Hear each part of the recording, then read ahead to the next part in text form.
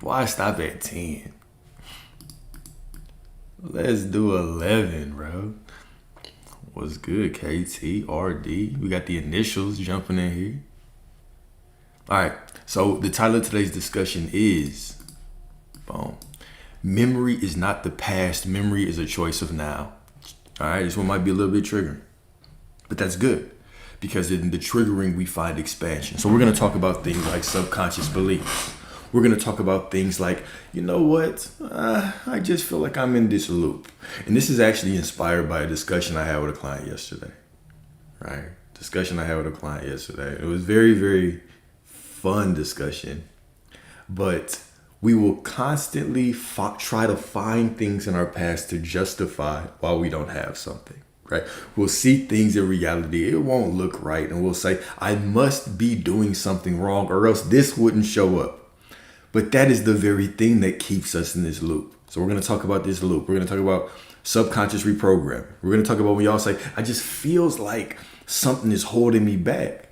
Well, there's nothing holding you back. It's you holding on to the belief that something is holding you back, right? So it's never anything holding you back. It's that you have to release that belief, that knowing that something is holding you back. So this is what we're going to talk about today, all right? So here we go. Memory is not the past. Memory is a choice of now. People love to say, I just feel like I am in a loop.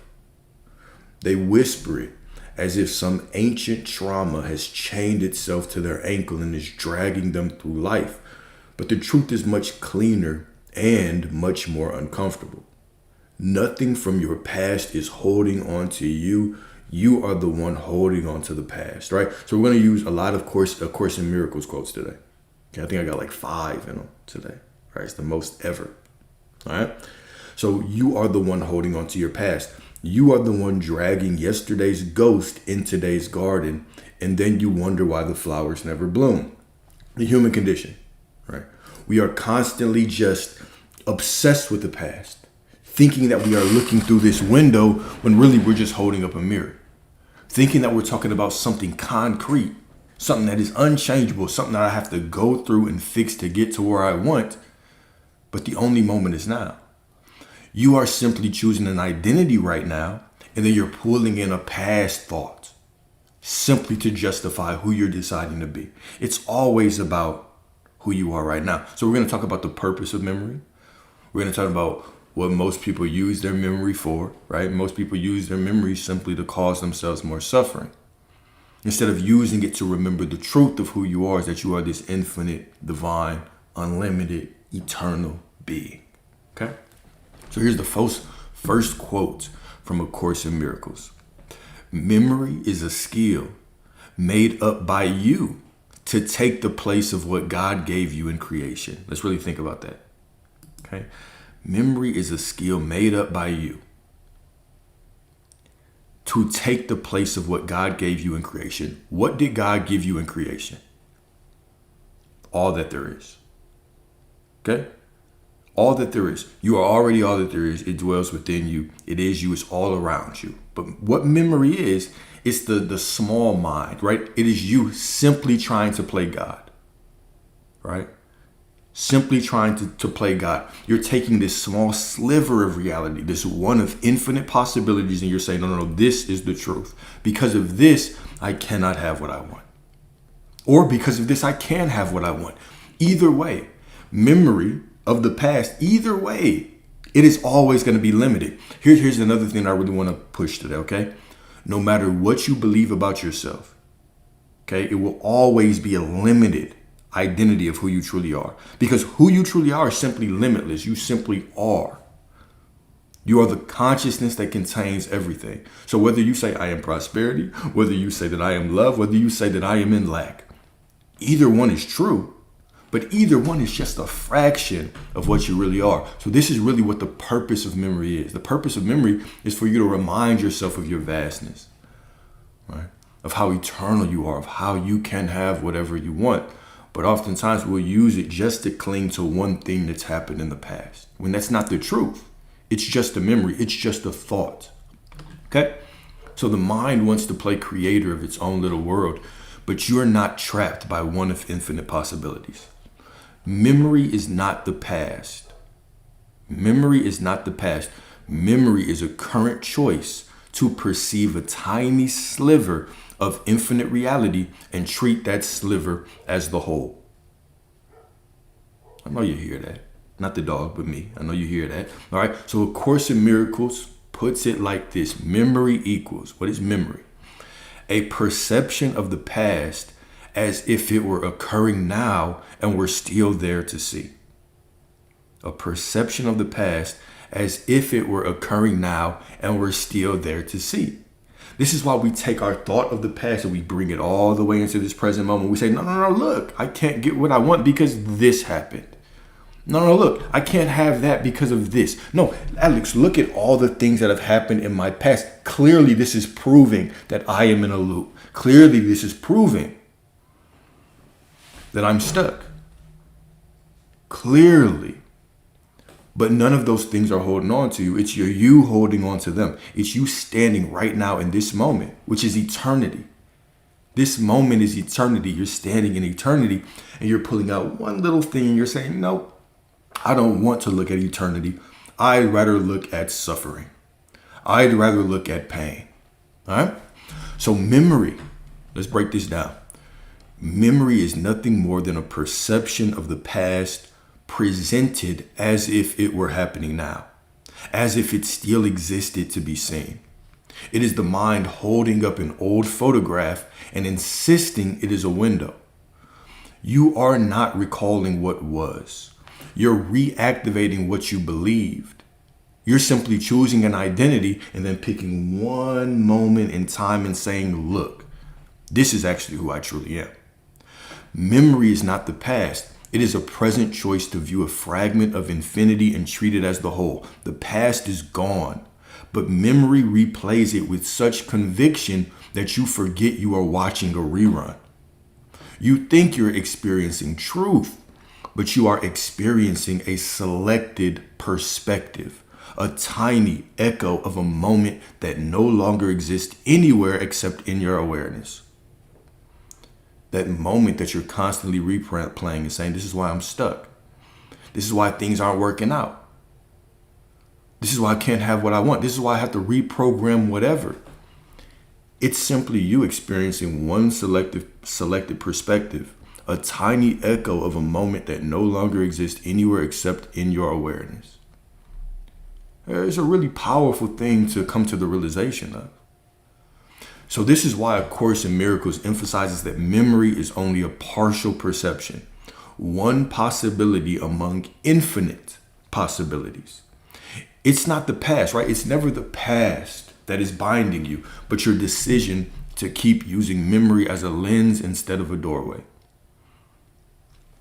Memory becomes a prison only when you insist on seeing through it. But memory can also become liberation when you use it to remember your vastness and your divinity right now. Okay? And I underlined that and made sure it was in bold, just so if your mind goes right to this when you pull this document back up. Okay? When you stop treating memory as evidence and start treating it as a choice, you reclaim your creative power. Right? See, I'm not saying to sit here and brainwash yourself. I'm not saying to sit here and just don't think of shit. What I'm saying is use these things as reminders. Okay, this was simply one of infinite possibilities. That's it. One of infinite possibilities. And right now I can select to walk in my power and choose how I'm going to see myself from this moment.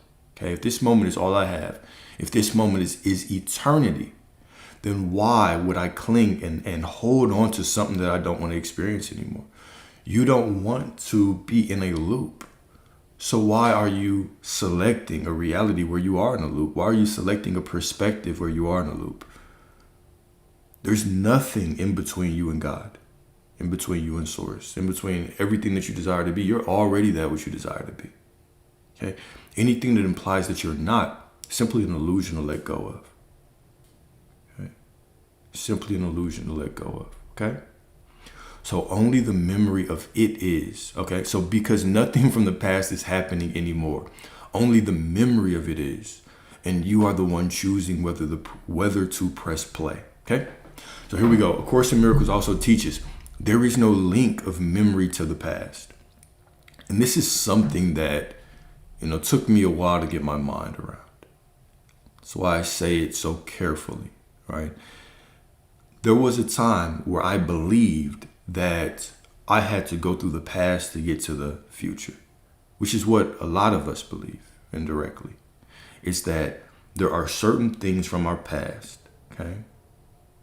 And those things, I need to heal them, I need to fix them, I need to work through them in order to get to my desired reality. But the truth is, the only reason that you think that is because you will not let go. You simply won't let go. Right now is the only moment that you have. It's the only moment that you've ever experienced. You've never existed in a moment other than the present moment. It is eternity. But when we keep going to our past, right? We keep going to memory and selecting the situation that we don't want, and we use it to define ourselves in the present moment. We're denying ourselves all that God has already given us. Right? And remember, when I say that, of course, I'm speaking as with concession, right? I'm making a concession.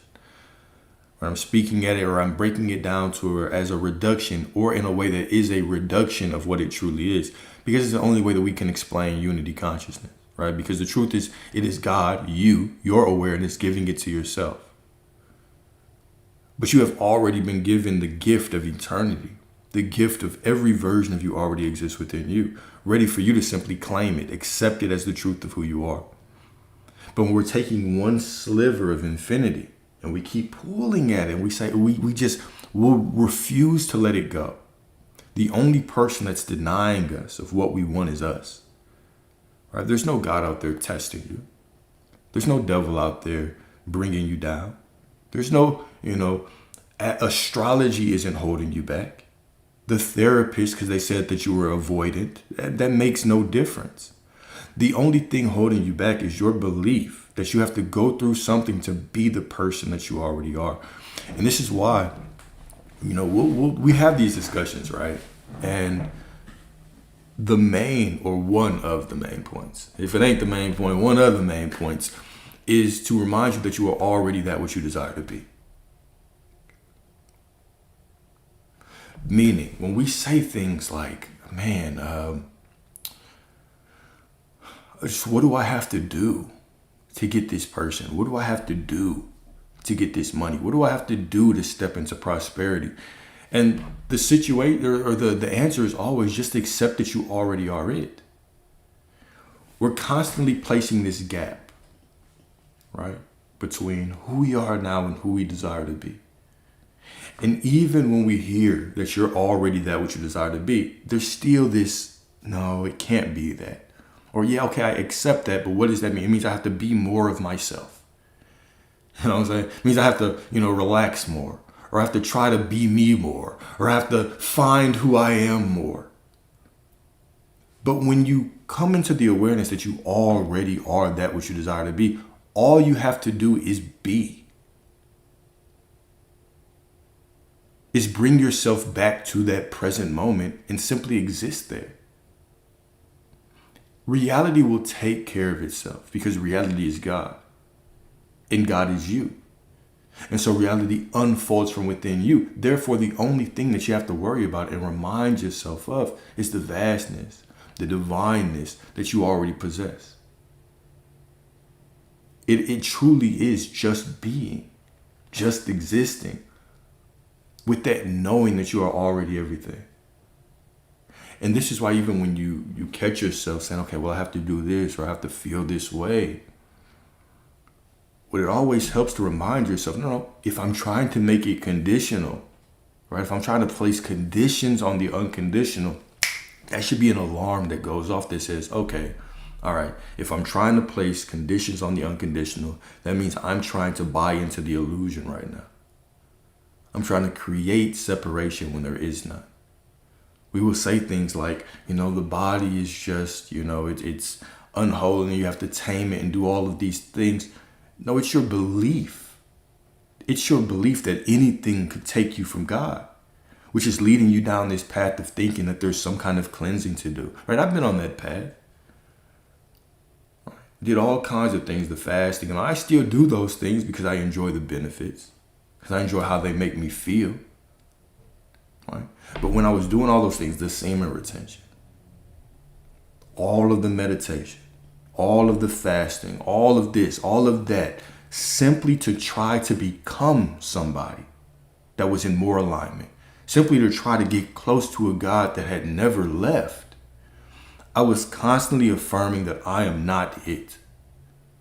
Because if I was it, then I wouldn't have to do anything to be it. I would just know that I was it. And that is the gap that we're working to collapse. That's the gap that we're working to collapse, right? That gaps of doing, of trying, of striving and reaching. It's that going back to that Psalm 46:10 that says, be still and know that I am God. Or in other words, in other translations, cease striving. Okay? So anytime I catch myself with any thought, with any emotion, right, thinking that I have to do something to be it, that right there is the illusion. And I cannot stress it enough. That is the illusion. That's the only thing holding you back, is the belief that something is holding you back. Okay? The only thing holding you back is the belief that something is holding you back. All right, so let's get into this deeper. All right, so this is talking about memory. This is another quote from A Course in Miracles talking about memory. Memory can be used to heal and not to hurt if you wish it to be. It is a recognition that you have no needs, which means something must be done.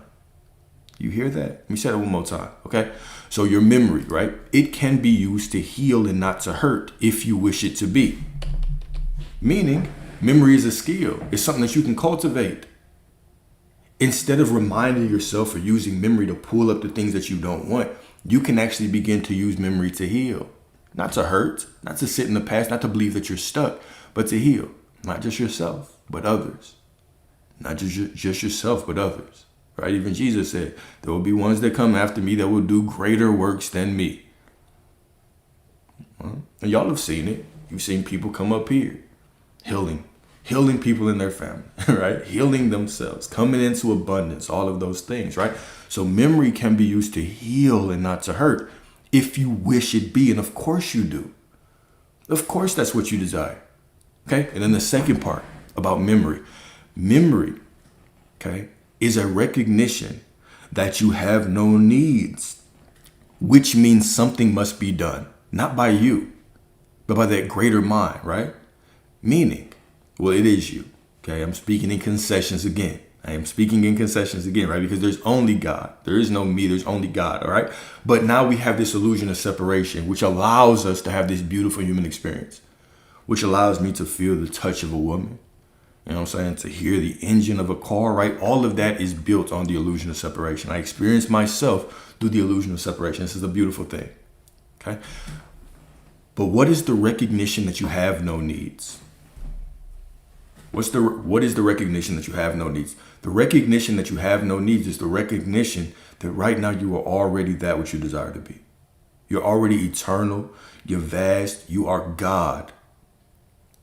You are God. You are all that there is. There is nothing to do. There is nothing to become. How can you be what you already are? It's like looking for your glasses when you're wearing them. You'll never find them. You'll never find who you're trying to be because you already are it. So it's about realizing, oh, I'm already it. Therefore, I can just be. I can just exist. All right. So the recognition that you have no needs leads to what? It means something must be done. Meaning that prosperity you're looking for must be added to you, right? This is what even Jesus meant when he said, seek ye first the kingdom and all these things will be added unto you. Seek ye first the kingdom of heaven, the kingdom of God, and all these things will be added. It's what is the kingdom is everything. And where is everything? Right here in this present moment. So when it's saying seek the kingdom, it's not saying go find it because the kingdom is within you, right? No one will say lo here or lo there. The kingdom is not something observable with eyes, for the kingdom is within you. And if it's within you, you can't dig and search for it. It's a remembrance. You simply remember that right now you're already everything you desire to be. Right now you have no needs. Okay. So with that remembrance, with that remembering of the kingdom, now everything or something must be done. Everything must be added to you. All right. Memory is not meant to remind you of limitation. Memory is meant to remind you of your vastness. Memory is meant to remember your unlimited nature as God, your eternal essence as God. Memory is meant to pull you back into the now where all power lives. It's meant to pull you back into eternity, which is this present moment. Eternity. Okay? Next quote from A Course in Miracles. Memory is a skill that can be used to remember now. Memory is a skill that can be used to remember now, right? If that ain't a bar, I don't know what is. I don't know what is. Okay? So you are not stuck. You are repeating yourself. Next part. So let us address this idea of loops and subconscious reprogramming. Okay? You are not stuck because of a childhood event, because of what happened with your ex, because of what went on yesterday. You are stuck because you keep replaying it. Those things are not holding on to you. You are holding on to those things. Okay? The subconscious is not a vault of trauma. It is not a vault of trauma. What is it? If you want to call it anything, right? If we want to make a concession and call it anything, right? Because when you think of all of these terms, right? Subconscious, conscious, superconscious, unconscious, big conscious, little conscious, right? God, all of these things, there's only one mind, right? But as humans trying to explain, we have to make concessions to give a thorough explanation, right? We can't understand the infinite without breaking it down into pieces, because that's how, we are. That is how we are, right? So if you want to think of the subconscious as anything, right? It's not a vault of trauma. It's a pattern of attention. A pattern of attention. In other words, a repetition of inner devotion. This is what most people use their memory for. A repetition of inner devotion. So when we talk about frequency, you can think of how frequently do I go back to the remembrance that I am eternal? Does my memory of the past trigger me to remember who I truly am and remind myself, that's just one sliver of infinity. So this is what memory is, right? You start using your memory to remember your eternal nature right here and now. It becomes a repetition of inner devotion instead of saying, I have this blockage or this thing happened to me. And that becomes the repetition of inner devotion. Now we evolve. We remember who we are. Okay. So what you repeatedly devote your awareness to becomes your experience. Even Proverbs says what? As a man thinks in his heart, so is he. And remember, think in the heart is important. In the heart is important. Because in the heart represents knowing, acceptance, the truth. It doesn't say just as he thinketh. Right? Because you're not your thoughts. Your thoughts rise in awareness. They dip out. Okay? But you are who you say you are. You are the I am. Okay? You are the I am. You are not fighting a past story. You don't have to fight it off. Right? We're simply sustaining it with our belief in it, with our conviction in it. My conviction in any story, my conviction in I have past life trauma I need to heal, proof, right? It's going to be made manifest in my reality. Right? My conviction in the knowing that all women, right, or goddess, you might say all men are narcissists, right? That conviction will be outpictured in your reality. The conviction that men or women treat you beautifully, that will be outpictured. All right. The conviction that I am prosperity, it will be outpictured. The conviction that money is difficult to get because of this economy, it will be outpictured. Our conviction will be outpictured. All right. So there is a quote or a concept in mysticism. It's called self-binding. Self-binding. Let's talk about this. Self-binding is the quiet art of trapping yourself with your own thoughts. It is when you take a single moment from your past, a moment that no longer exists, by the way, and you wrap it around your identity as if it were truth. You imprison yourself with interpretations of events. Well, this must mean that. Well, obviously, if reality is showing me this, it must mean I'm not doing something right. Well, Now that is what it means now, because you have decided so. Well, because I don't have it, it must mean I'm doing something wrong. Well, because you say that, it must be so. But the truth is, you can simply accept that you are absolutely perfect and whole. Why does God need to be in alignment with anything? Why would God fight for alignment? You are God. You are alignment. You just need a decision. You have to decide. You just need to decide what you want, who you want to be. That's it. All right? So you imprison yourself with interpretations of events and the story that you wrap around your trauma. You say you're stuck, but it is you who keeps tightening the rope. You say you want freedom, but you keep polishing the chains. You say something from your past is holding on, but nothing is gripping you. You are gripping it.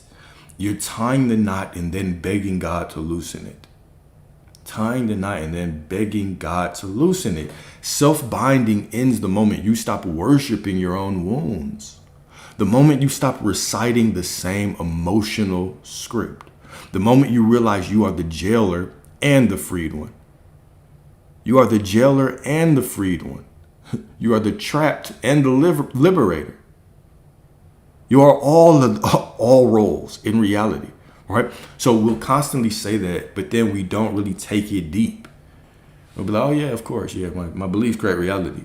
Or your beliefs that you're limited, the belief that you have something to reprogram. All of that, okay? All of that. So you escape by dropping it. You escape by remembering that the version of you who suffered is not the version of you who stands here now. When you choose a new identity, and identity, right, is the master vibration. It's the master frequency. If you want to think of vibration or frequency, any of them buzzwords, right? Because I know y'all love telling me about vibration, alignment, and frequency, even though none of y'all motherfuckers can measure it. None of y'all can measure it, but you love talking about it, right? If you really want to talk about it, identity is the master vibration. It's the master frequency. Huh? When you choose a new identity, the old knot falls apart on its own. Let go of the story and you walk out of the prison you built. Let go of the story and you walk out of the prison that you built into the infinite freedom that was waiting the whole time. You say you want a new life, but you keep watering old seeds. You say you want love, but you keep memorizing heartbreak. You say you want abundance, but you keep reciting the gospel of lack. Right? But we have transcended, right? We are now in the gospel of abundance, the gospel of prosperity. Okay? The gospel of ease, the gospel of flow, the gospel of perfection. The gospel of if I lose one, I always bounce back with 3. The gospel of everything that I want is always wanting me. Right? Step into the identity that you want. Okay? You cannot walk into a new destiny holding hands with the old identity. That's what a lot of us are doing, right? I've been there. Right? I want this new thing. I've been affirming for it. Just something must be holding me back, though. I'm trying to stand in this new identity, but I'm holding hands with lack. I'm trying to be this, but I'm saying, hey, look, come here. Guys, look, this is the reason why I can't get what I want, because of this guy. And it's just me and my story. Release the story. The story is not holding on to you. You are holding on to it. How much battery do I have? Okay, 16%. We're doing well. 16%. We're doing beautifully. All right? Reality is infinite and you are seeing almost none of it. Next part. Reality is infinite and you are seeing almost none of it. All right. So modern mystics, we call them modern mystics, right? Modern mystics or scientists, they say humans perceive less than 1% of reality. I don't know what the actual number is. It's like 0.0001% of reality or less that we can actually perceive. Now, let's think about this. Let's think about this, all right? You only see 0.001% of reality, okay? The rest of it is simply energy and empty space. Now, we also know that within you is the kingdom. Okay? The kingdom is within you, right? Okay, so the kingdom is within you. Let's think about this. So we talked about memory, right? Where memory is simply one fragment of the infinite. It's one sliver of the infinite. Okay, one moment in the vastness of eternity. This is one little memory, okay? Because of human consciousness, we can only perceive one perspective at a time, okay? One reality at a time. So who you are is infinite, but now you have made this decision that I am prosperity. And so you see prosperity, but you are really infinite, okay? You're really infinite. What this 0.0001% of reality is, it's whatever you choose to focus on. So if you choose this one reality out of infinite that is possible, you have chosen to only see this 1.0001% and define yourself as that. What we're trying to use memory for, what the real purpose of memory for, is for you to bring yourself back to the truth. What is the truth? That you are vast, you are whole, you are unlimited. You are unlimited. So now memory is just the serving, it's just a reminder. It should just be a reminder for you of who you are. All right? So A Course in Miracles does point to this when it teaches that perception shows you a world of fragments while truth shows you wholeness. Hear that, all right? Perception, all perception, shows you a world of fragments, while truth shows you wholeness. There is only one truth. It's that you are all that there is, that you are God. It's I am. The only truth of reality is I am. Everything else is just a reduction, right? That's it. It's just a reduction of all that you are, everything else, okay? So what you are seeing is a sliver of infinity. And we interpret that sliver as our life story. But this is just how it's been. But this is just what it is. No, that's just what you're choosing to say about yourself. It's always our choice. Always. We are only bonded. We are only bound by the limits of our own imagination, by the limits of our own identity. You're only trapped by your perception of yourself, which is such a terrifying realization, but then it's also such a liberating one. I am only bound by my own identity, by how I see myself. I am only bound by my own identity. How liberating is that? Okay? The infinite, you, the God, the I am, cannot fit inside that tiny frame, even in this moment. As you look out in reality and you might see yourself as sick, right? You might see whatever you see out there, okay? But you cannot be bound by just what you can see in one moment. You are infinite. So in every moment, you get to allow your memory to serve as a tool to remind yourself that no matter what I'm seeing or feeling or experiencing or looking at, this is who I am. So memory simply becomes a tool for me to identify myself, for me to remember who I really am, right? I am the vastness, the wholeness, the health, the love, the prosperity of God. I am the all. And when I remember that, now nothing must be done, but everything is done for me, right? So we constantly, remember guys, when you're stating identity, you're not stating identity to reality. You're not trying to do something to change anything out there,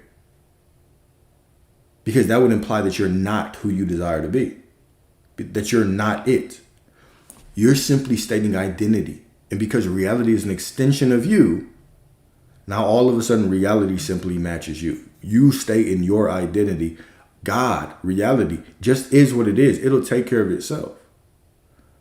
The pain that I'm feeling, you know what I'm saying? The physical pain that you're feeling, the situation that's called, whatever it is, it will change to match who you are.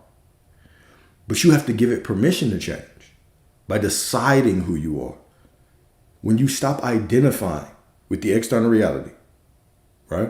When y'all stop playing peekaboo with each other, I see this, so this must be who I am. I see this, so I must be doing something wrong, and wonder why you stay in that same pattern. When we take our consciousness, right? Because consciousness, the point of consciousness is to be conscious. It's to be aware. If we're constantly just being aware on everything out there, we will only be able to stay in the same loop. I see lack, so I must be lack. I see lack, so I must be doing something wrong, so I need to do more, which is me affirming that I'm not prosperity. If I look at a situation, okay, hear me when I say this.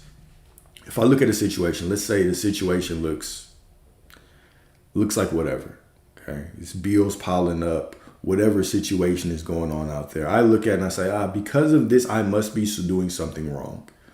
What I'm really affirming is I am not who I desire to be. I'm not it. Okay? Because if I was it, I would simply decide, no, I am it. And the reality is simply changing to match that. Anytime reality does not show you what you want, it's still the middle. Oh, 10%, 10%. It's just the middle. Anytime reality does not show you what you want, it is just the middle. All right? So in the Gospel of Thomas, right, Jesus, your I am awareness, says, the kingdom is spread out upon the earth and men do not see it. The kingdom is spread out upon the earth and men do not see it. He was pointing directly to the divine reality shimmering underneath every moment.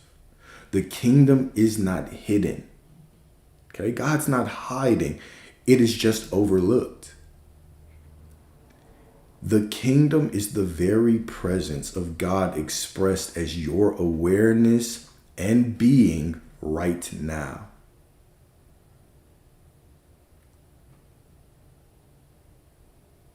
Did you hear your boy?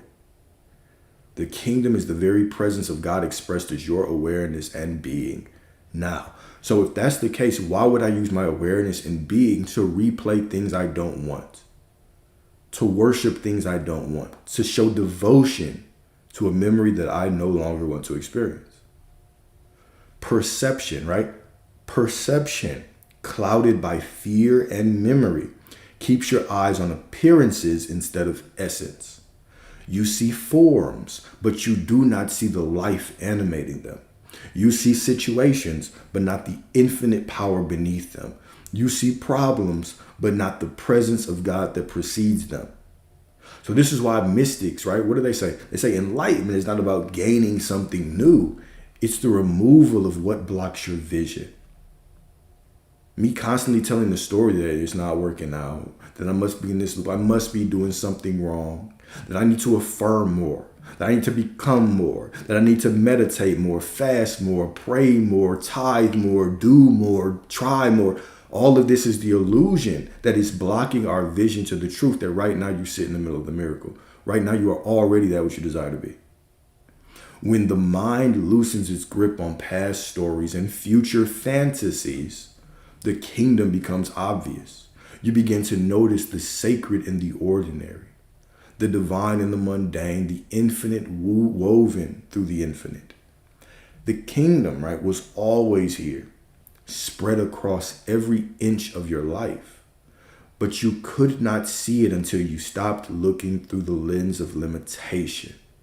When you return to the present moment, you realize you were never separated from heaven at all. You were only separated from the vision that could recognize it. Beautiful. The kingdom never hides, right? God never hides, but our perception filters it out. Perception filters it out, right? Next section. If you do not want it, why are you clinging to it? If you do not want it, why are you clinging to it? This is the real question. If the past is gone, if the event is over, if the person is no longer here, does that trigger y'all? Any of y'all that are specific person crazy? If the person is no longer here, if the chapter has ended, then why are you dragging the pages into the present? Do you understand what I mean by that? You get to choose what version of whoever to experience right now, Why are you holding on to the version of them that doesn't even want you?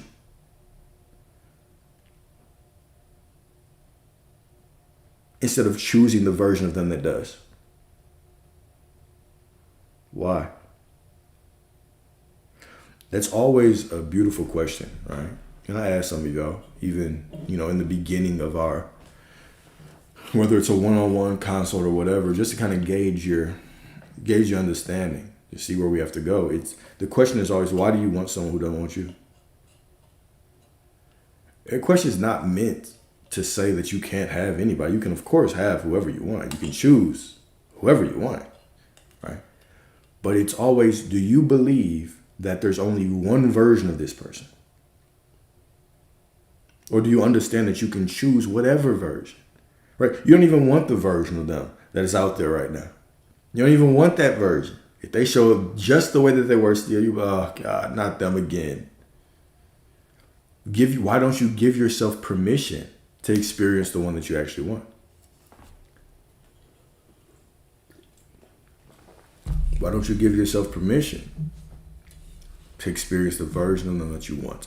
Why are you choosing the version of yourself who suffered instead of the version who has risen? So if you do not want it, why are you clinging to it, right? Not why did it happen? Not who caused it, not how long it lasted, not how deep it cut, right? All of those questions that the ego drags us into that are meaningless. All of that just keeps you in a loop, keeps you digging more and more and deeper and deeper and deeper when there's no purpose in any of those questions. You can choose the identity of someone who needs to heal, or you can choose the identity of God. Either way, you're God. So either way, your perception is going to be given to you as truth. Why? If you just are God, why are you choosing to be a God that does not have what they want? You being God is just a fact. It just is what it is. Now, when you accept that, you can choose to have what you want by being in the knowing that you have it, or you can choose to put on these illusory masks and say, no, I just have to figure out why this happened and why did I create this, instead of simply deciding who you are in this moment. You're standing in the middle of a miracle, in the middle of eternity, and you have what? You have the opportunity to choose whoever you want to be. Choose it. Right? So here we go. You can release the entire past right now. You can drop the whole narrative. You can unhook from the loop. You can walk into the infinite, because the only place the past exists is the place you keep rehearsing it. Okay? Let's talk about the resurrection. The resurrection is not a story of a body climbing out of a tomb for the sake of sin. All right? Fairy tale. It is the metaphysical demonstration that identity is untouched by experience. Okay, so let's think about this metaphysically. Let's think about the story of the resurrection metaphysically, right? Even in the agony of the cross, Jesus, representing your I am awareness, said what? My God, why have you forsaken me? Which shows that even the most awakened ones can momentarily slip into the illusion of separation. But the resurrection shows what happens when illusion is released. It shows that suffering never defines the self. Wounds never define the essence. Oh, that's fire. And the past, here we go. I put this in bold so y'all see it. The past cannot hold the Christ mind unless the Christ mind continues to hold the past. The past cannot hold the Christ mind unless the Christ mind continues to hold the past. What is the Christ mind? It's your divine ass. That's your divine ass. You are the Christ mind. Damn, I know my battery's gonna die. Fuck, I got 5%. All right, let me plug it up. Let's plug it up.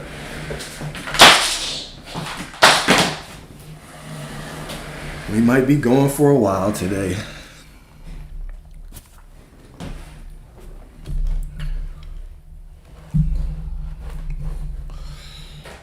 Might be going for a little while. Dang, I was trying to be to the point, you know what I'm saying? Sometimes I just get pulled off. I wanna talk more. You feel me? I wanna talk more. So here we go. The past cannot hold the Christ mind unless the Christ mind continues to hold the past. Point blank period. Point blank period. So what is resurrection then? Resurrection is the revelation that the true self cannot be harmed, diminished, or confined by any worldly event. It is the ultimate letting go. It is the moment consciousness stops identifying with the version that was crucified and chooses instead the unbreakable truth that it has always been whole. Right? This was a major gem, just put right in the middle of this lecture. This is a major gem. I want to read that one more time. If I'm going to bold the whole part and I'm going to underline it. Feel divine as. The past cannot hold the Christ mind unless the Christ mind continues to hold the past. Resurrection is the revelation that the true self cannot be harmed, diminished, or confined by any worldly event. It's basically saying, I don't care what you're going through. The Savior is within you. The Savior is you. Within you is too small of a statement, right? That still makes us seem like what? Like we have to reach and go somewhere and strive. No, you simply have to accept what happened isn't the truth of me. Whatever past happened, whether it was a day ago, 3 days ago, 3 years ago, 3 months ago, 3 decades ago, none of that shit defines me unless I say so. The Christ mind, the past cannot hold the Christ mind unless the Christ mind continues to hold the past. It is the ultimate letting go. It's the moment consciousness stops identifying with the version that was crucified and chooses instead the unbreakable truth that it has always been whole. This is why the resurrection is the perfect mirror for the teaching. If you do not want it, why are you clinging to it? Jesus, Yeshua, right? Your I am awareness rose not because God reversed some cosmic punishment.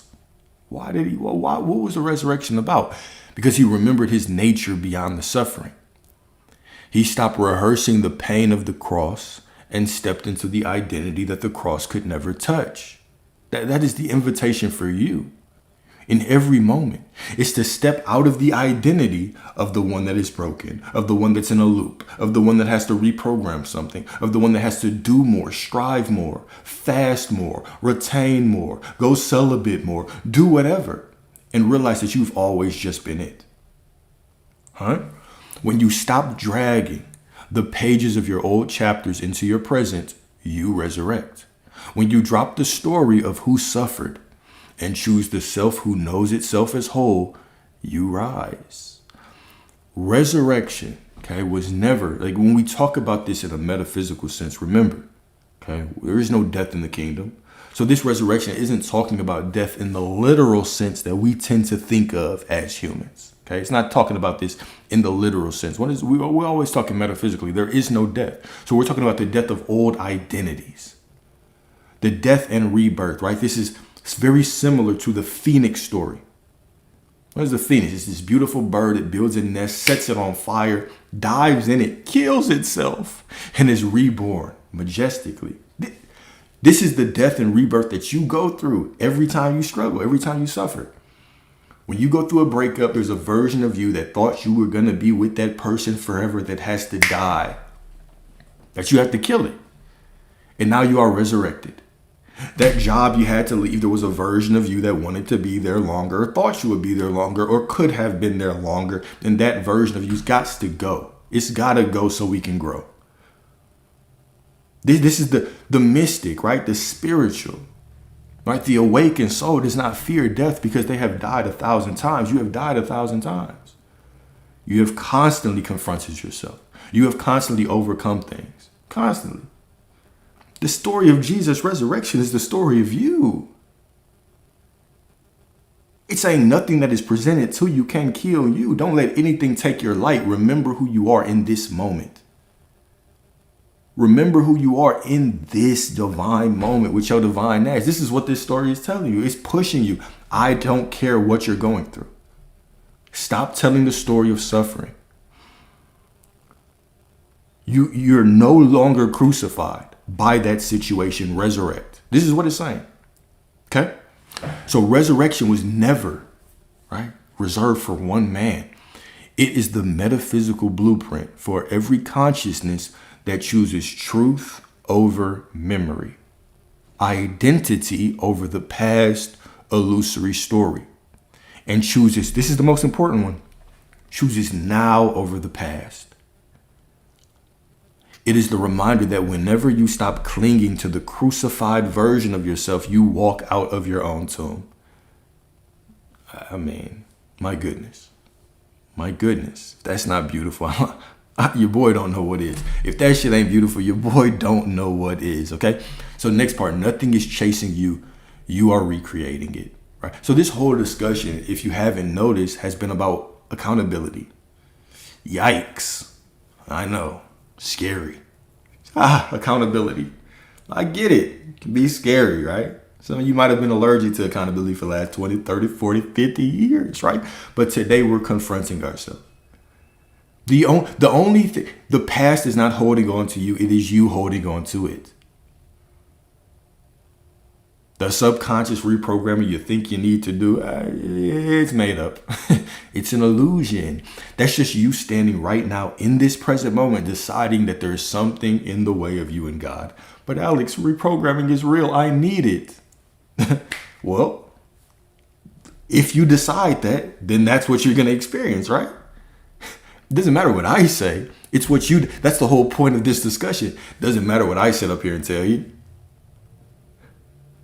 It's what you accept as the truth.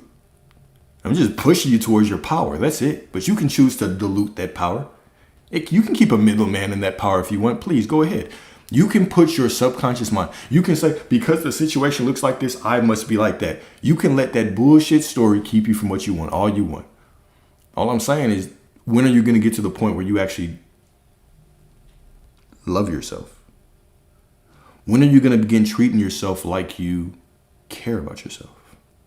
When are you going to actually just no one is holding you back from the things that you desire except for you. It's us. And when we become aware of it, of course, it can be a disturbing thing in the beginning. But how liberating is it to truly go back to that simple truth? The only thing keeping me from the life that I want is my identity. It is a divine realization that I am already everything I want to be.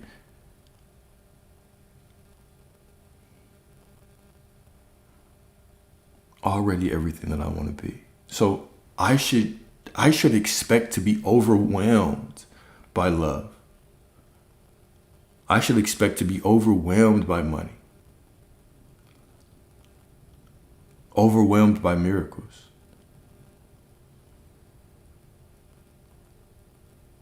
I should expect to experience the infinite because the infinite dwells within me. It's a calling back to your power. It's the pushing for all of us to stop misusing our memory, to recreate situations that we don't want, and to begin walking in our divinity.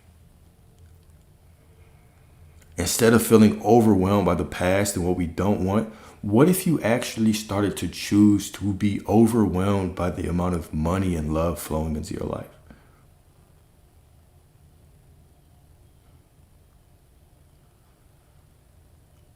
Oh my God, just more. I just don't even fucking know where this came from.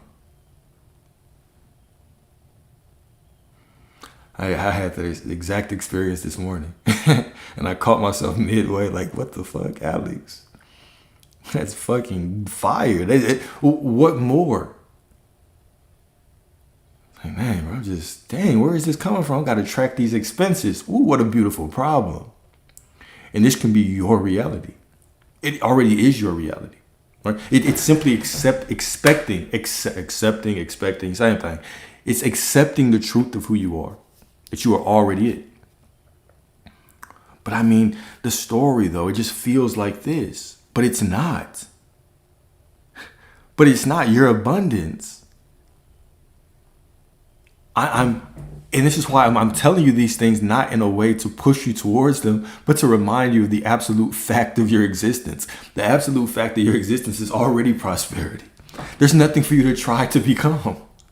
You can't become prosperity. You just are it. You just have to accept that you are it. The same way that you accept that your name is what it is. It's just an acceptance of the truth of who you are. It's the beginning to see this as a fact and not a feeling.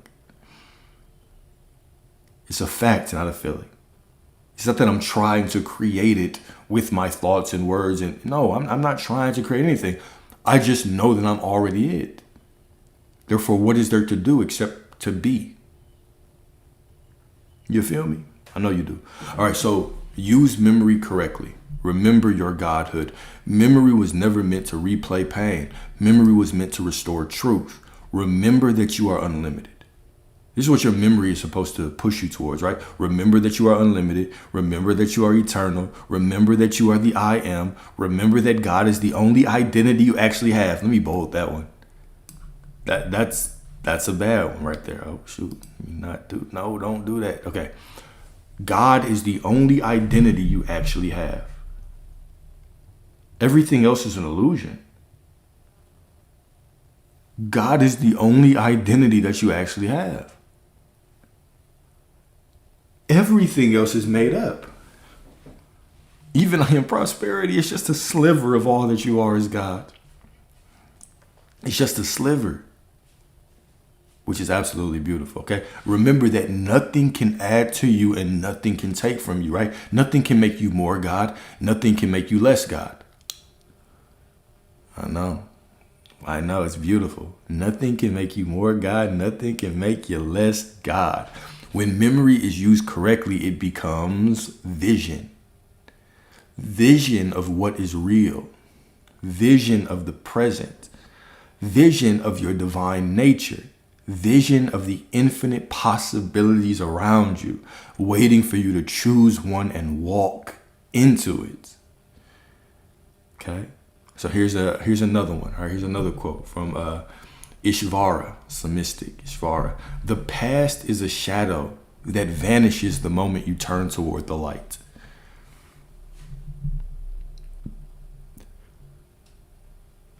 You are not working through the past. You are working through your devotion to the past. Stop trying to fix what is not happening. Stop trying to escape what is no longer real. Stop trying to reprogram something that only exists because you keep pressing play. Choose again. Choose now. Choose truth. Choose the identity that God gave you.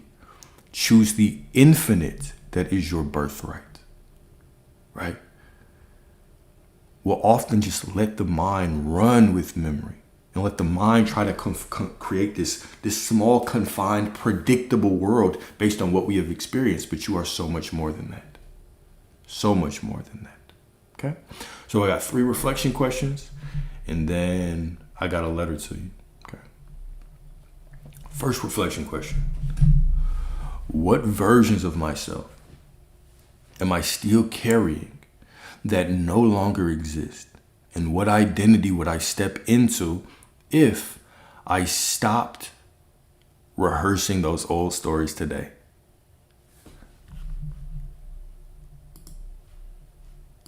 Okay? What versions of myself am I still carrying that no longer exist? Well, a simple answer could be all of them. All of them. The only thing that exists is what I choose now. What versions of myself am I still carrying that no longer exist? You're not trapped in a loop. You're trapped in a belief that you're trapped in a loop. All right? Number 2, in what ways am I crucifying myself with memory? And what would resurrection look like if I chose to drop the past and see myself as whole right now?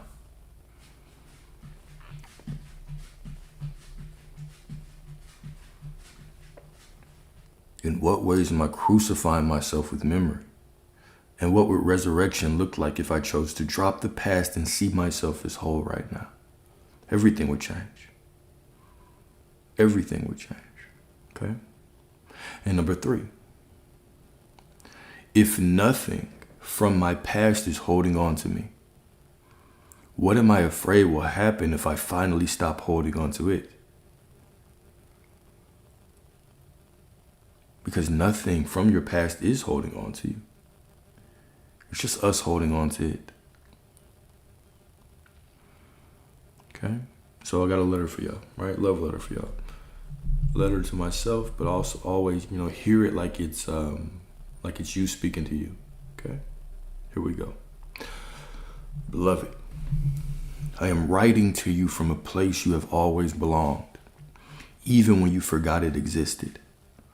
I am writing from the part of you that never suffered, the part of you that was never touched by the past, the part of you that walks in resurrection every moment you choose truth over memory.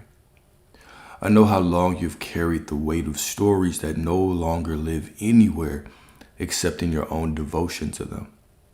I know how many times you picked up old chapters and tried to make sense of them. How many times you rehearsed pain as if it were purpose. How many mornings you woke up wearing identities that no longer fit. But look at you now. Look at the one reading these words. You have reached the moment where holding on costs more than letting go. You have reached the moment where remembrance weighs more than truth. And you are finally willing to choose freedom instead of familiarity. You're not obligated to continue any storyline that hurts you. You're not bound to any memory that shrinks you. You're not chained to any version of yourself who suffered. That was real only for the moment it occurred. It has no breath now. It has no power now. It has no substance now. The past cannot follow you unless you carry it. And you, my beloved, have carried enough. Got the puzzle piece. So today I release you from every story that tells you are broken. I release you from every identity built on pain. I release you from every echo that tries to convince you the past is still alive.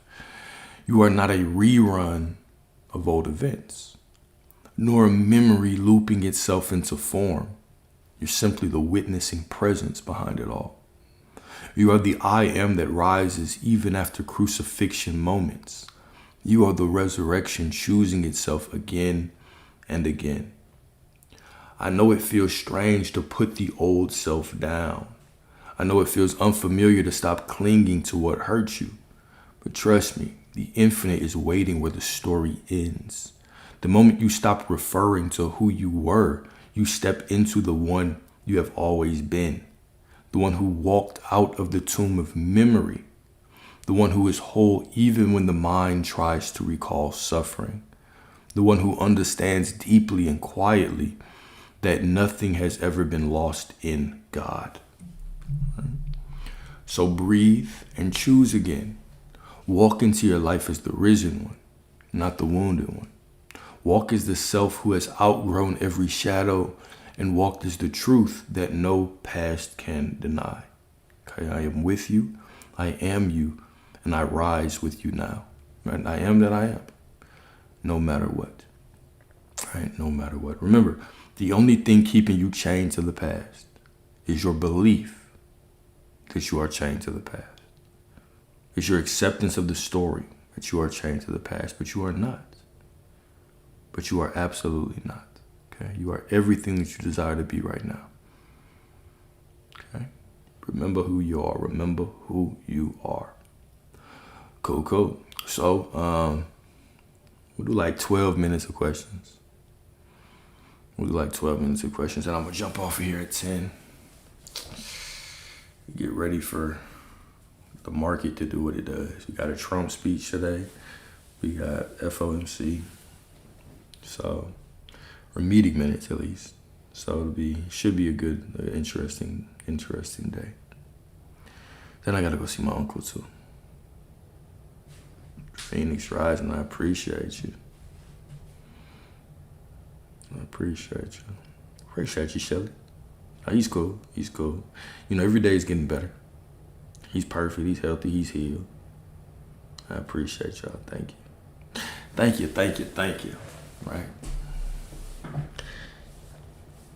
Cynthia, appreciate you. Oh shit. So you look like Aladdin. Cool. Any advice for living in fear? Go through it. That's all I mean, give yourself grace through it. It's just a regular part of the human experience, but the fear creates nothing, right? The fear has nothing to do with what you want, with who you are. It's just a feeling that rises and falls, rises and fades away within consciousness. That's all. Huh? It doesn't add to you. It doesn't take away from you. The same way that even happiness does not add to you or take away from you. It's just an emotion. Right? The energy behind it, right, is all God, right? Everything is God. But our translation of it becomes the emotion. But that's, so what? It's still just God. It's just a neutral energy that runs through you. That's all. How do you maintain remembrance? Practice. There's only this now moment, right? So you maintain remembrance by simply being, in the knowing that you're already everything. And what do I tell myself every morning upon waking up? It's going to be a fun day. I tell myself I'm God. It's all working out. That's all. When I desire a new vehicle, what do you do to obtain it? Decide it's already yours. That looked like a good question. Great call. I almost missed it. The part of you that's never, the part of you that's never suffered, is that the complete love of ourselves? It's the present moment. That's all. It's the eternal part of you. It's the absolute eternal part of you that exists right now. Okay? It's right now. The eternal version of you can never suffer. It doesn't identify with suffering, because suffering is simply us clinging to untrue beliefs, untrue identities. But you're brand new in every moment. You get to choose who you are in this moment. Right? How do you deal with grief and guilt? The same way that you deal with sadness or pain or anger or anxiety or fear, you go through it as a human being, knowing that you are still perfect through it. Do you ever doubt, or do you have a habit to remind yourself of your power? I have doubts, but they're just not the truth. That's the only remembrance, right? It's not some technique to get through them. We're constantly thinking that our doubt or fear or anxiety is keeping us from something. It has nothing to do with what you get. You just are what you desire unconditionally, no matter what. If I believed that my fear or doubt or anxiety would keep me from what I wanted, I'd be making my desires conditional, and they're not, because God is unconditional. Therefore, the fear and anxiety just is, right? They are what they are, but I am that I am.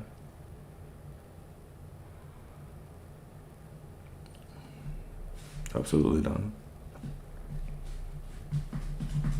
Mark Sanity, appreciate you. Any advice on being married to someone who's not awakened? Any advice on it? Man, look, I don't know, right? We all have to make these decisions on what we receive in our life, on what we on what we experience in our life, right? Here's the thing, you guys. Here's the thing. Do you believe that a different religious perspective can keep you from being with somebody? Now, maybe yes, maybe no. Okay, that's not the point. Here's the point. Okay. When you begin to look at somebody you think they're quote unquote awakened, could that potentially be your spiritual ego simply creeping in and making you feel like you are superior to this person? Remember, God just is. You have a belief or a perspective of God, right? So do they. Which one is true? Or whichever one you believe to be true is true. So we constantly have these kind of egoistic thoughts of I am more advanced or less advanced than this person. They meditate more. They must be closer to God. I'm closer to God because I know this information, or whatever the case may be. Is that the truth? No, nobody can be closer or further from God than anyone else. We are all the fullness of God having a human experience. So we can allow, certain kind of egoistic judgments to creep in. But the truth, the same way that I could believe that my belief is quote unquote superior to someone else. This is the same way that all the time, I'll be doing these lives and some random ass person will jump in here and be like, you're wrong. Confess your sins and repent to Jesus. Who's right? Who's wrong? The only difference, right? We simply have two perspectives on God. The only difference is they allowed their ego to drag them in here, thinking that they were superior than me, which has nothing to do with me. That just has to do with them. That's it. I know you didn't mean it like that, but I'm making a bigger point. I'm making a much bigger point. Okay. The bigger point is that when we're judging ourselves as over or less than someone, as more awakened or less awakened than someone, when we believe that because this person has different beliefs, we can't find some common ground, then we're denying the fact, the truth, that we are all God, that everybody is simply having this human experience. That's it. Okay. That is it.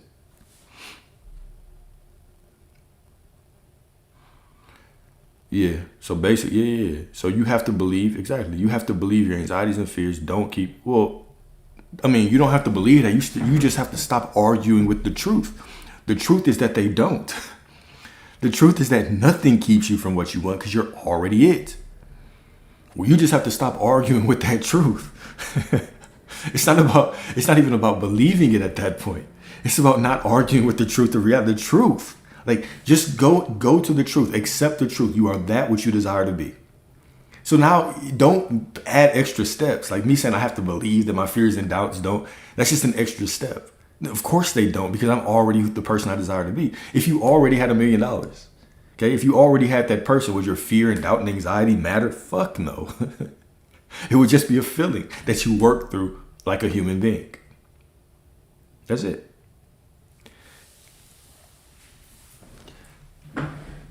You already are that person. So why aren't you just, if your child showed up and said, I'm just not worthy because I feel sad or anxiety, would you say, get out of my face until you feel better? You're right. You're not who you want to be until you feel happy. You're right. You're not loved until you feel better. Get out of my face. Would you tell them that? No, but we tell ourselves that all the time. You're already that what you desire to be. That's just a fact. Now, what is the most important thing for you to give anybody when they're feeling sad? The same way that a child would come up to you and be like, no, it's cool. You're still perfect. You're still loved. Everything is still fine. It's okay to be sad. That is what you would tell your kid. But when it comes to you, different story, right? When it comes to us, all of a sudden it's, oh no, I've got to fight this off. I can't feel down. I can't feel anxious because my SP won't come back if I feel doubt or fear or anxious. You're making up these rules that, that don't exist. And can you be God and still be humble? Absolutely. I mean, being God is just a fact. But I think when you hear God, I am God, and you think that it's not a statement of humility, well then, I would venture to say, what do you mean? What do you think that I mean when I say that? Okay. It's not to exalt me over anyone. It's saying that God is everything and everywhere. Therefore, I cannot be separate from God. It's not a statement of my superiority at all. It's a way of saying it's all God, right? So you're God in its fullness. Therefore, the way that I treat you is the way that I treat God. So how could I not be humble? Right?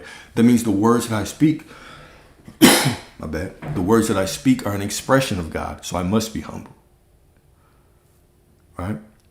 It's even when I drink this water, I'm reverent because it is the fullness of God. So I must be humble. Right? When I think of you, right? When you have a question, right? And I think of you, I'm speaking to God. I'm speaking to God as God. Therefore, I must be humble. So it's about living your life through this devotion. It's not about exalting, because there's no me to exalt over you. There's no you to exalt over me. Right? There's no me. There's no you. There's only God. So there's nothing to elevate or reduce. There's just God. So there's no hierarchy or rank in the spirit. And then advice on how to deal with African mom who insists you do rituals. Bathing with certain herbs so that you get the things you want. I told her, no, I don't believe in that. Now she's angry. Well, you're trying to fight against the circumstances, right? When I actually made a decision I was like, okay, look, I don't care about converting my parents to some different, belief of God, and I don't want them to convert me. The only thing that I want is a beautiful relationship with them. I can still honor my truth, and my parents sometimes ask me to go to church with them. Guess what I'm doing? It's hopping and skipping in church with them. Why? Because it doesn't, like, those things don't matter. At the end of the day, it's just me building some kind of union with them. That's it. That has nothing to do with me denying my beliefs or me turning my back on myself. Now, if you believe that you're turning your back on yourself, then don't do it. But my perspective of my parents is, I only get one pair. I only get one set. Right? There will come a time where I wish that I was kinder to them. There will come a time where I wished I had more moments with them. There will come a time where I wish I just was sitting in that tub doing rituals with them, and I could just ask my Mom, when you were young, how did you handle this situation? Or Dad, when you were my age, how did you handle this situation? What was this like? There will come a time where you'll miss that. And so I'm not pushing you to do what you don't want to do. All I'm saying is sometimes we get so caught up in standing on quote unquote business that we kind of forget that, you're not on a mission to convert them. They believe what they believe because they believe it's right. Okay? It's not trying to bring you down. If anything, that is an expression of love. If anything. And when I see with the eyes of devotion, now I can see that. It's the same story I've told you about my dad, right? When I constantly used to think that he was like overbearing. He was always just trying to tell me what to do and shit. Nigerian dad. You know what I'm saying? Straight to the point. No beating around the bush. No coddling. No kindness. Do this or you will fail. Right? So I've always admired his intelligence. Always. All right. My father is extremely smart. Extremely smart. He's a doctor, medical doctor, physician. Yeah. You know what I'm saying? That's where I get the gift of gab from, is him. Okay. But by me saying, okay, yeah, he's intelligent, but not accepting his intelligence as a way to guide me, guess what? I was denying the best part of him. I wasn't allowing myself to grow in love and unity with him. Was his love not there? Of course it was there the whole time. But when I was closed off to it, I couldn't see it. And just by me opening up and being like, you know what, is this going to hurt me just listening to him? No, I actually started getting gems from it. Then I started seeing other things that I loved. What do you have to lose? Do you believe that you're abandoning yourself by doing some bathing ritual? I've done bathing rituals before. When I was deep in the manifestation, I was doing bathing rituals, man. Had little candles in the bathtub and shit. Cinnamon in the fucking bathtub. Got up, had cinnamon all in my ass crack. You know what I'm saying? I'm still God today though, right? We live and we learn. But all I'm saying is this. If you believe there will come a time where you'll miss them, why not simply do those things and just use them? How can you change your perspective to use those situations as a way to build more unity with your family? All right. So what are you doing? I'm speaking.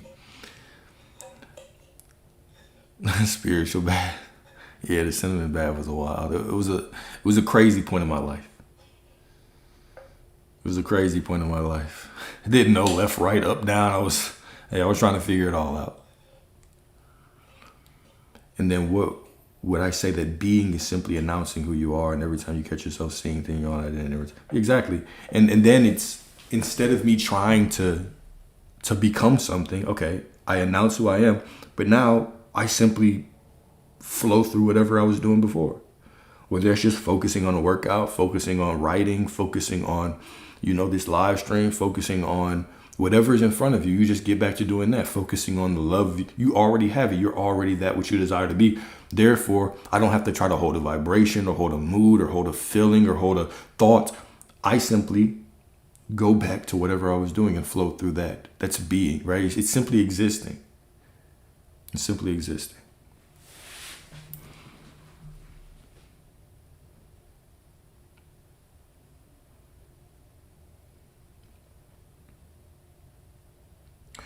No, but so I don't think of me being God as a way That's not humble. I think that's even more humble, right? I think it adds to my humility because in the past when I was led by my ego, I was constantly thinking that I was better than people. I was like, this motherfucker here, I know I'm better than them. I know more shit than them, right? That was the ego. But now it's everybody's God, having a different perspective of God, experiencing their own truth as God, right? And so it allows me to see with the eyes of oneness and unity. Okay, it allows me to see through the eyes of oneness and unity. So in the beginning, I think there were setbacks because it was, oh yeah, I'm God. I can do whatever. You don't exist. You're nothing. But now it's evolved to the point where it's just oneness. It's just unity. Okay, it's just oneness and unity.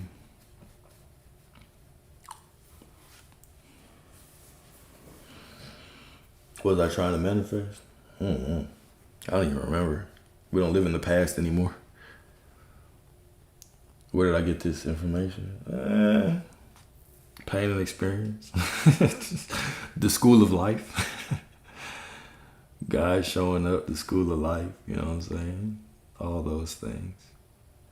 I wouldn't even say books, honestly.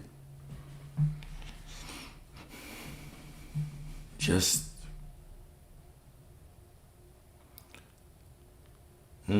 school of life. Am I a Scorpio? Possibly, perhaps. It's a lot because she depends on that and involves my people and my business so that they all pressure me to do a search of as bad things. Okay? If not, bad things are going to happen. I know she loves me. She just takes the power from herself. Which I don't agree with, so no. Okay. Well, you're putting a lot of pressure on, okay, it's as if you're thinking about this as an opportunity to change her, right? Like y'all are both trying to change each other. Who's going to be the one who steps out of that cycle first? Who's going to be the first one to accept the other one? It should be you. I believe it should be you. You should be the first one to stop that cycle and decide, okay, that's just how she is. Okay, whatever. Now you can choose a different version of her, but even to get to that version of her, you can't hold on to that story anymore. You have to decide that she's accepting you. And then when you decide that she's accepting you, you can't resist whatever is unfolding. You have to simply flow with it. So you see her through the eyes of whatever, knowing that it's all leading to what you desire. Right? So it just sounds like you have a big story built up right here, where it's okay. Well, this is it, and she believes it's the end all be all, and all these people are in my business, and so it's annoying me, and they're getting on my nerves, and now they're saying bad things will happen. Okay, all of that is a story. It's not that they're judging you; you're judging yourself through them. There's a lot of resentment already and resistance just in you even accepting what's in front of you in life. What's in front of you in life just is what it is. You get to give it all meaning and then allow it to all unfold to your identity. You don't have to sit in that story anymore. And I trust that you won't. But you don't have to sit in that story anymore.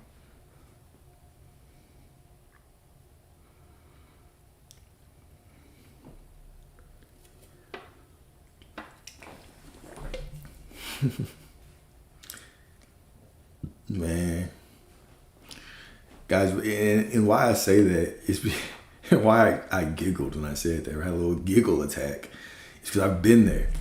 I for sure been there with family. Like, that's just how they are, and they're judging and yada yada and this and that, right? But it's literally just me judging myself and using them as vessels to continue judging me. That's all it is.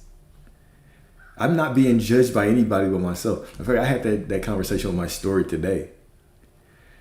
With my sister today. Right? She called me at like 6. So I'm in the gym and I answered her. Typically when she calls me that early, it's to vent. So I'm like, what's up, sis? Nothing. And I just got quiet. And then she just started crying, was telling me all these things that happened. And I was like, sis, look. And she's like, people are going to look at me this way or that way because of whatever's happening in her life. But long story short, I was just like, look, sis, the only person judging you is you. Like, nobody's saying that you're not doing a good job. You're just judging yourself. Yeah, you're looking at these situations and saying, yeah, this could make me look like this. This could make me look. But the only thing that you can do is handle what you can do right now. You're right. But and sometimes it's easier said than done, right? Sometimes it's a lot easier just to say, like, yeah, it's all working out. Versus to actually sit in that truth that, yeah, I guess I am the only one judging me. But it's a skill, right? And once you make that decision right now, that just is what it is. Remember that, and then you move forward. Okay, well, why am I judging myself? Why don't I just handle whatever I'm doing to the best of my ability and then move forward? Why don't I just handle my family or parents or whatever the best that I can and then just move forward in love? Why not? Why do I want to? I don't want to judge myself, right? There's no need. I just want to be. I just want to be the divinity that I am, right?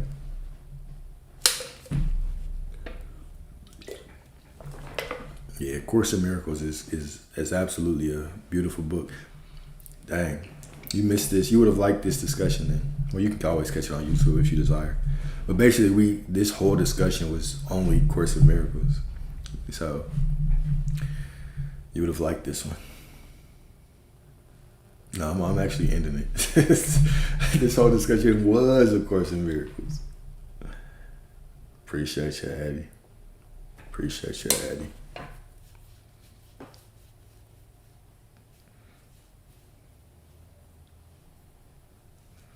What else y'all got? Appreciate you too. Appreciate you too, KT. KT rhymes with SP. Isn't that a coincidence? Nah, it's all good, Abby. I'll be on this topic for the next couple of days. We'll do another discussion on this one this evening. Oh. But yeah, for anybody who joined late or who wants the whole thing, right? Remember, all these discussions are on YouTube. I know I see some of y'all asking that while we're doing the discussion, but they're all being streamed to YouTube right now. So you can always jump to YouTube and you can get the whole thing. If you jump in here in the middle, feel free to just go to YouTube and start from the beginning. Right? Because as y'all know, especially y'all that have rocked with me for a while, there's a lot of these discussions, they build up, right? I start with a concept and we build on it and build on it and build on it and build on it until we get to the end. So, you know, well, I say the same thing. So I know most of you can jump in the middle and catch where I'm at and continue to kind of flow with it. But if you can't, right? And I know that I pack a lot of information in these discussions. And all of these discussions, I pack a lot of layers of information in it. So feel free, right? You always have YouTube. You can always go there. And then the documents will be on the YouTube channel. Right, so all these documents I'm reading through, you can download it, you can take notes with it, you can print it out, you can hang it up, you can do whatever. So it'll have all of the reflection questions, the letters, the note outline that I read through. So we all in this journey together. It's to help you. Those tools are to help you. And yeah, I'm doing a live later on today. And yep, it's on YouTube right now. It's on YouTube right now.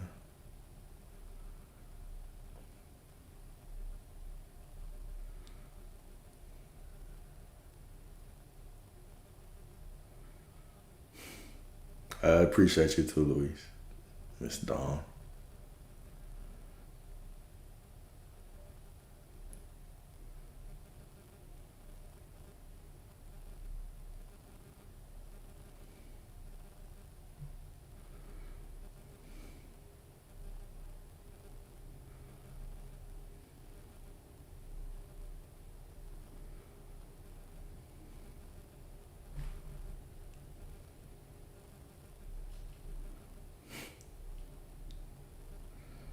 Appreciate you, Liz.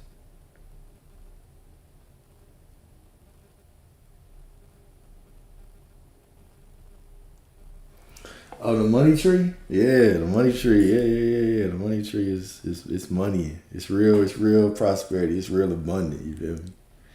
It's real abundant. It's real abundant in this motherfucker right now. Can't hold you. Yeah, it's thriving. Just thriving. I really want to move out with my daughter. I accept her, but I just want to be out independent. Okay, well, accept that you are out and independent. And don't fight against the circumstances. Allow it to all perfectly unfold to get you what you want, right? The more you're resisting this situation, the more you're choosing it, right? Just accept it is what it is. And you are what you are. Enjoy the movie until you get to the final scene, right? You'll have plenty of time to celebrate when you get there. Right now, celebrate the process.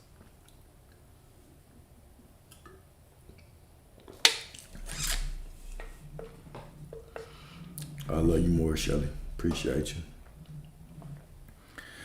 B apostrophe or exclamation point NTA. What it do? It's a Celsius, It's a Celsius. It's a Celsius. Good old Celsius. My dollar. I appreciate you. I appreciate you, brother. It's all, you know. You know all of this too. You know all of this too. It's just, I'm just reminding. A girl catching that flight to Dallas, huh? I feel you. I appreciate you. And it's an energy drink. It's an energy drink. Still see. My dad put me on these.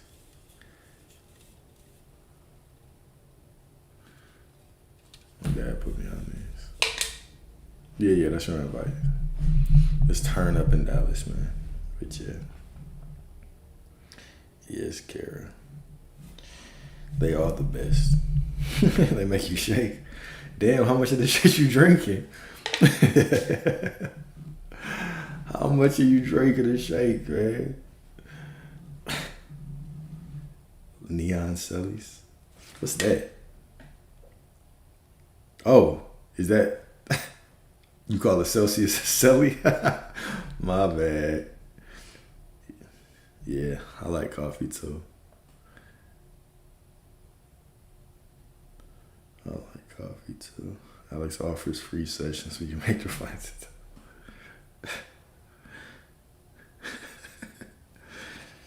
Don't let it lie to your ass.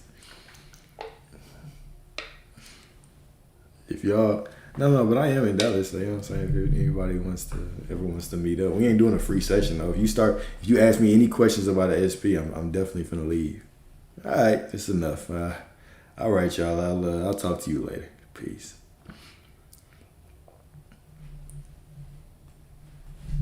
What's up, Brittany? Nah, yeah. This one was late, but it's still on YouTube. And I'll do another one this evening. I definitely am an SPA'er. I'm definitely an SPA'er. Soursop? No, it's not soursop juice. I do have a soursop in the fridge though that I'll eat later on. This is just a Celsius.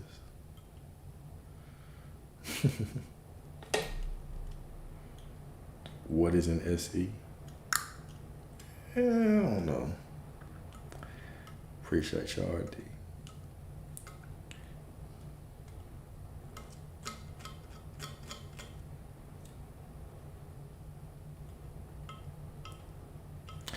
What to do with the ruminating thoughts about painful memories? Do they eventually cease? Sure, absolutely.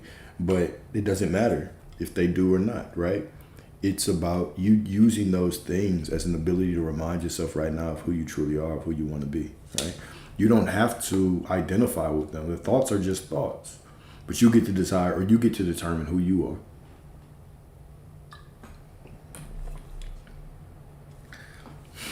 Yeah, I can do prosperity. I've done several on prosperity, y'all. I got like 800 videos on YouTube. But I can do one specifically on prosperity. Let's go through. Let me just go through to give y'all some context. All right. What's prosperity? The frequency of fulfillment, becoming whole before receiving. That's prosperity.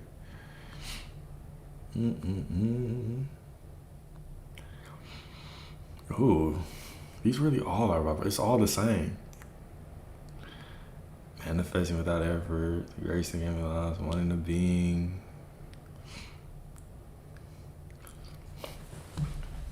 hold up. Do y'all feel like I do a lot of topics on SPs? I don't. Do y'all feel like I do a lot of topics on SPs? Most of these are just about everything. They're just about your God. The only reality is none of this is about SPs. The love of Christ consciousness, the lover behind every face. So that one is. Okay, I don't talk about that. Okay. All right.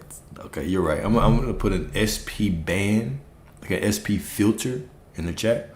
So anytime I see SP, it just gets filtered out so that comment doesn't show up. I'll do that. And from this point forward, we will never, ever bring up an SP again. How does that? How does everybody feel about that? Some of y'all just got butterflies. Some of y'all just got real uncomfortable. What you mean? Look at all of y'all. That's how you woke up. Don't do that. See? Okay, all right then.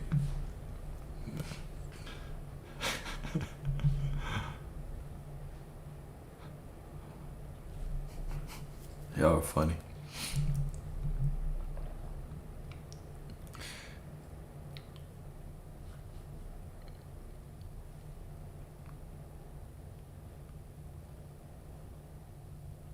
Oh man, prosperity I just passed by. Okay. All right. I'll start using examples of prosperity instead of SPs. I got you. I'll be more mindful of that. I wasn't really mindful of that in the past. I feel like I talk about prosperity a lot. I feel like that's my primary focus is prosperity. I got you though. For sure.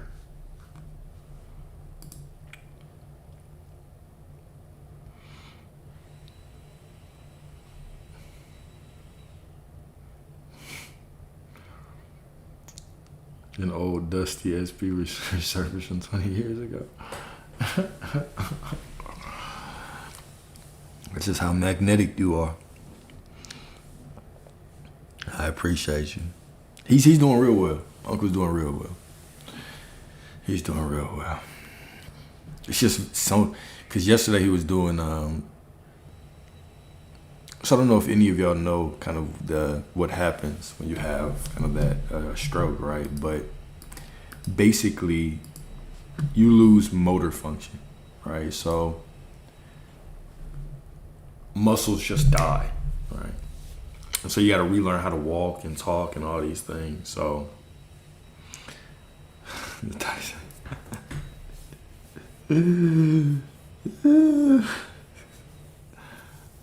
you got to learn how to do all these things again. So the first day he was really struggling, but it's mostly a mental thing because all the physical things will come back, right?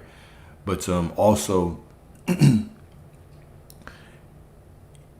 mean, it's emotional going from someone who does everything on their own to going to someone who kind of needs help for a lot of things. Okay, it can be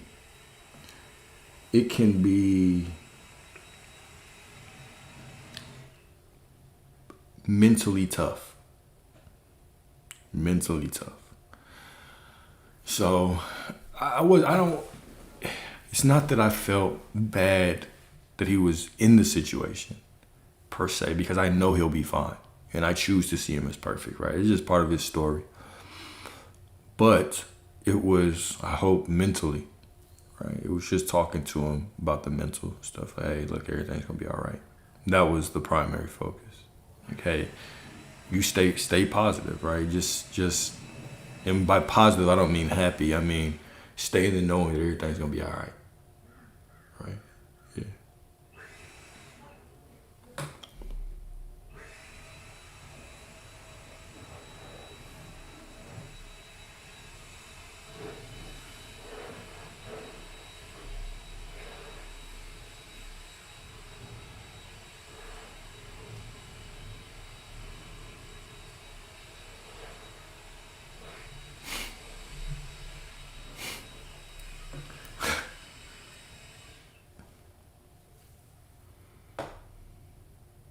About finding peace? Yeah, I got plenty about finding peace. It's not my dog, it's my sister's dog. It's Maggie. It's Maggie. POV, I'm your vacuum.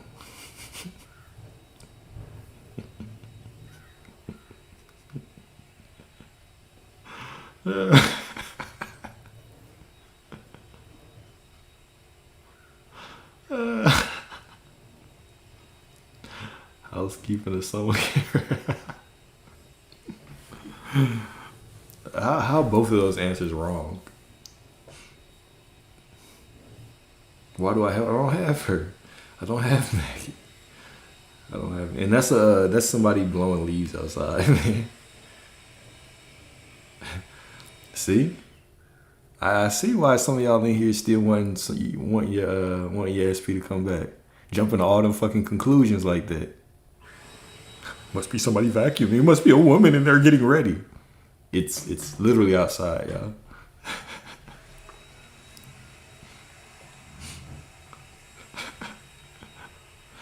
Some of y'all jumping to conclusions, ain't you? Why don't you jump to the conclusion that you have your SP back? How about that? Wouldn't that make a little bit more sense?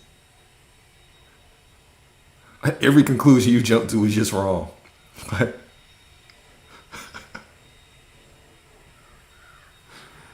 Every conclusion was just wrong.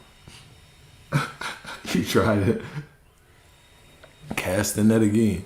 Right, like Jesus said, cast the net again.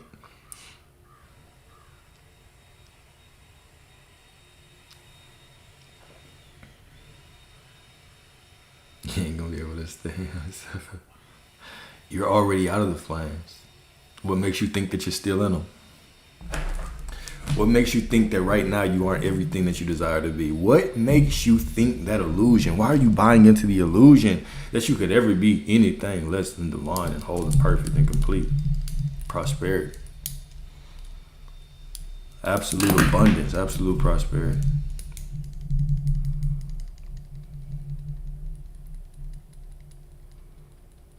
I appreciate you. We're all in this together.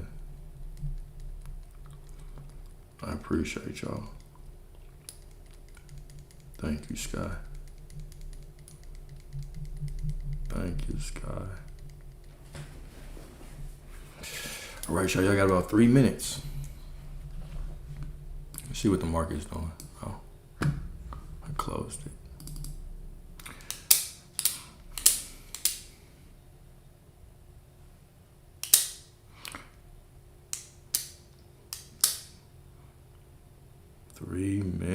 Three minutes. Not really a busy. Okay, hey, bro, that bow was wild. That bow was wild for a second.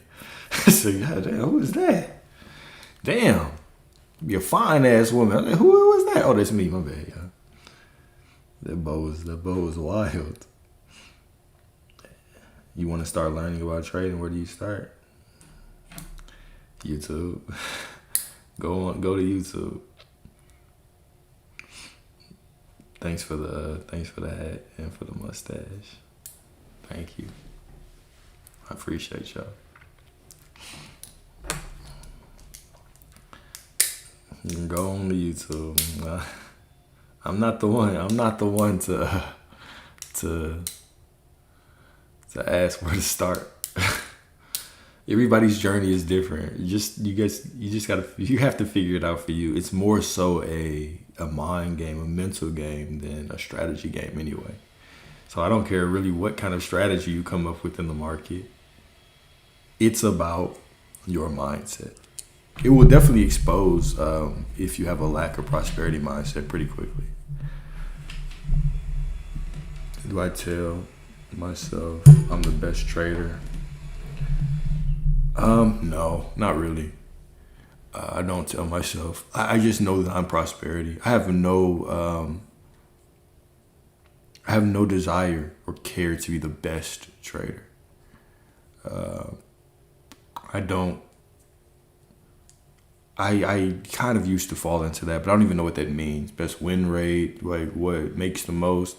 I just want to be prosperity, right? So go into that. I do not concern myself with what happens when I trade. I only concern myself in being prosperity when I trade. Therefore, I simply execute my strategy over and over and over and over and over and over and over again, relentlessly like a psychopath, knowing that it must pay out, knowing that it will give me what I want. That's it. I am prosperity. It's just one. It has nothing. Trading has nothing to do with me. If I stop trading today, that money would still come to me somehow, some way. Because I am the prosperity.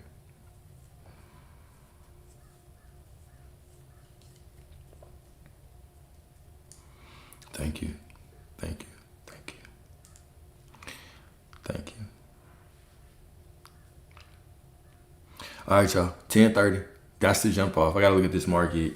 I need to get 30 minutes before Trump starts talking. Because, that might impact the market. Then we got FOMC meeting. FOMC minutes. Okay? Love y'all. Absolutely love y'all. You deserve everything that you want. I think this was a good discussion. I would highly recommend you to go back to YouTube and watch this one if you joined it late. I think this one built on a lot. But yeah, we'll talk again this afternoon. We'll do, of course, more questions. If you want to join later on, we can do that as well. Okay? But I trust that y'all found this valuable, and we shall talk very, very soon. All right, peace.